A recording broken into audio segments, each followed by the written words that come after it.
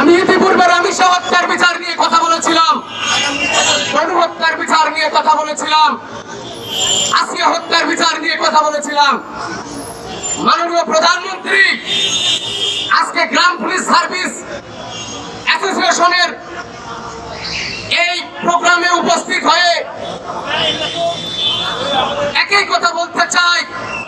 আজকে বাংলাদেশ গ্রাম police service association এবং আন্তর্জাতিক মানবাধিকার কমিশন IIHRC বাংলাদেশ ট্রাস্টের উদ্যোগে, তাদের যৌথ উদ্যোগে বাংলাদেশ গ্রাম পুলিশের সেই দাবি নিয়ে আমরা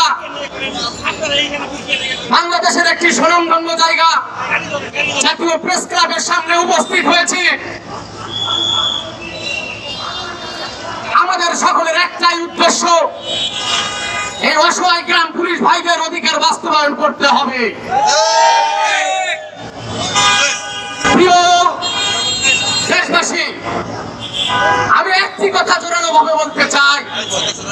আমি ইতিপূর্বে রামিসা হত্যার বিচার নিয়ে কথা বলেছিলাম, তনু হত্যার বিচার নিয়ে কথা বলেছিলাম, আসিয়া হত্যার বিচার নিয়ে কথা বলেছিলাম।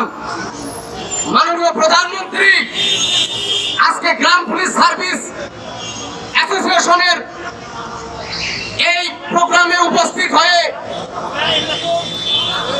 একই কথা বলতে চাই। আপনি যেভাবে রামিসা হত্যার বিচারের আসামিকে মৃত্যুদণ্ড দিয়েছেন, বাংলার বীরের সন্তান শহীদ প্রেসিডেন্ট জিয়াউর রহমানের যোগ্য সন্তানের পরিচয় দিয়েছেন, সেই একইভাবে বাংলাদেশ গ্রাম পুলিশের জাতীয় গ্রেড অনুযায়ী তাদের বেতন ভাতা প্রদান করবেন, তাদের অধিকার বাস্তবায়ন করবেন, এই আশায় আমি মানবাধিকার কমিশন থেকে ব্যক্ত করতেছি।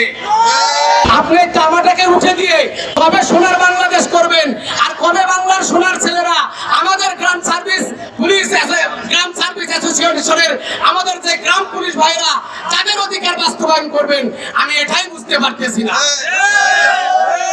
আমি আপনার কাছে বিনীত অনুরোধ করব, আজকে অনেক ইচ্ছা ছিল বিক্ষোভ মিছিল করব, কিন্তু আমি করলাম না।